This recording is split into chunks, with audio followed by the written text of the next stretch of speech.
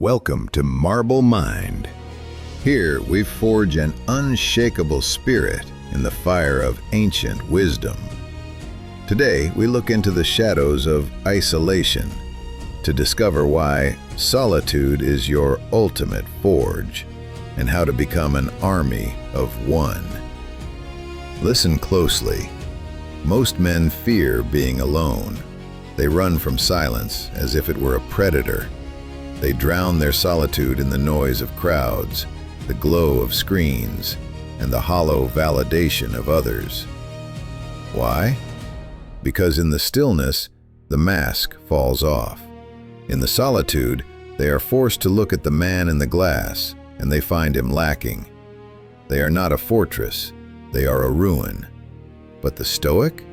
The Stoic seeks the desert of the soul. He knows that true power is not found in the cheers of the masses, but in the quiet discipline of a man who can stand entirely alone and not flinch. To be an army of one is to be your own commander, your own soldier, and your own judge. It is to reach a state where you are no longer a slave to social approval or the warmth of the herd. Before we enter this temple of isolation, I have a task for you. If you have ever felt the strength that comes from being alone, or if you are ready to stop fearing your own company, write in the comments, "Solitary strength." Let this be your signal to the world that you no longer need their permission to exist. This is the first step in building your internal empire. Imagine a single towering oak tree in the middle of a vast, empty plain. It has no brothers to shield it from the wind. It has no forest to break the storm. Yet, its roots go deeper than any tree in the woods. It is hardened by every gale. It is tempered by every frost. It stands alone, and because it is alone, it is magnificent. Today, we will learn how Marcus Aurelius found solitude in the middle of a crowded palace. We will see how Seneca embraced exile as a laboratory for the spirit. We will build your inner citadel, stone by stone, until you are no longer afraid of the dark. If you seek the comfort of the crowd, this is not for you. But if you are ready to become the master of your own solitude, stay. We are about to begin. The greatest tragedy of modern man is that he can no longer sit quietly in a room by himself. We have become addicts of presence. We need the hum of others to convince ourselves that we are alive. The ancient Stoics recognized this as a profound weakness. If your happiness depends on the presence of others, you have given them the keys to your prison cell. You are at the mercy of their whims, their moods, and their departures. To the Stoic, this is a form of spiritual beggary. You are wandering the streets, cup in hand, begging for a crumb of attention to fill the hole in your chest. Seneca wrote, "The primary indication of a well-ordered mind is a man's ability to stay in one place and linger in his own company." Look at your life. Can you spend a Friday night without a screen, without a drink, and without a voice? If the answer is no, you are not free. You are a fugitive, running from the only person you can never truly escape, yourself.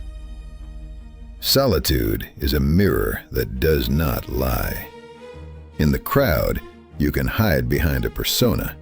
You can play the role of the successful professional, the funny friend, the loyal partner. But when the lights go out and the voices fade, the persona vanishes. You are left with the raw materials of your character. For most, this is terrifying. They see the cracks, they see the laziness, they see the lack of purpose, and so they run back to the noise. Being an army of one starts with the courage to face this void.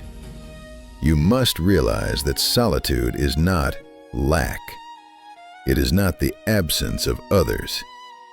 It is the presence of self. It is the moment when you stop being a social animal and start being a rational being. Think of the training of a gladiator. He may fight in a crowded arena, but he trains in the cold, silent hours of the dawn. He eats alone. He bleeds alone. He prepares his mind for the moment when no one can help him. You are that gladiator. Every moment of solitude you endure and master is a repetition in the gym of the soul. Practical advice for the initiate. Start small. Seek micro-solitude. Spend 15 minutes a day in a room with no distractions, no phone, no music, just you and the walls. Watch the panic rise. Watch the boredom scream. And do not move. Sit there like a statue. You are teaching your brain that the void cannot kill you. You are proving that you are the master of the space you occupy. This is the first layer of your armor. The more comfortable you become in the silence, the less power the world has over you. You are beginning to build the foundation of a man who can stand alone against 1,000 and remain unmoved. Marcus Aurelius, the most powerful man on earth, lived his life surrounded by thousands, advisors, generals, servants, and sycophants. And yet, he was one of the loneliest men in history.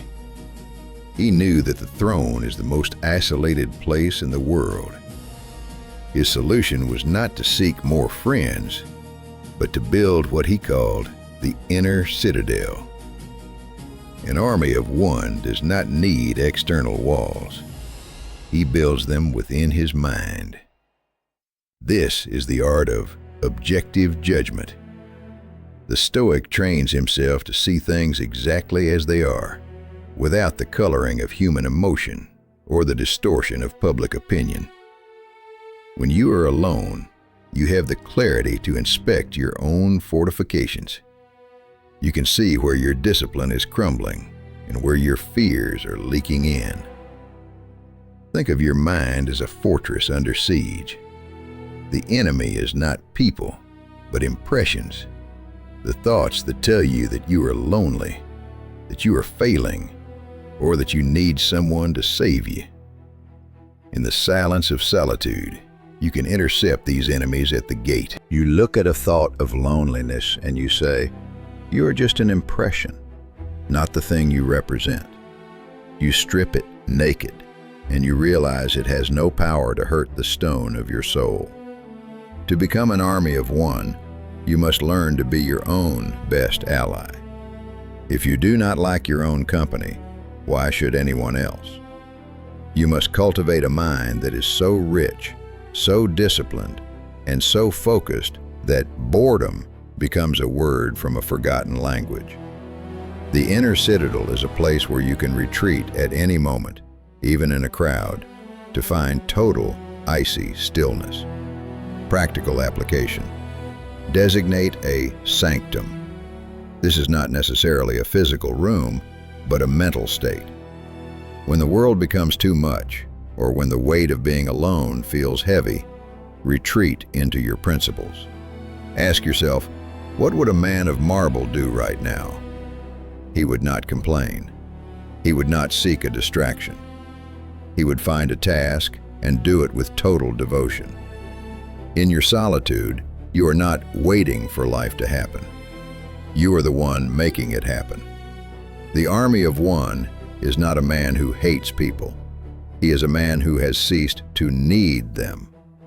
There is a massive difference between choosing to be with others and needing to be with them. Dependency is a chain. If you need the approval of your peers to feel worthy, you are their slave. If you need the warmth of a relationship to feel complete, you are a fragment, not a whole.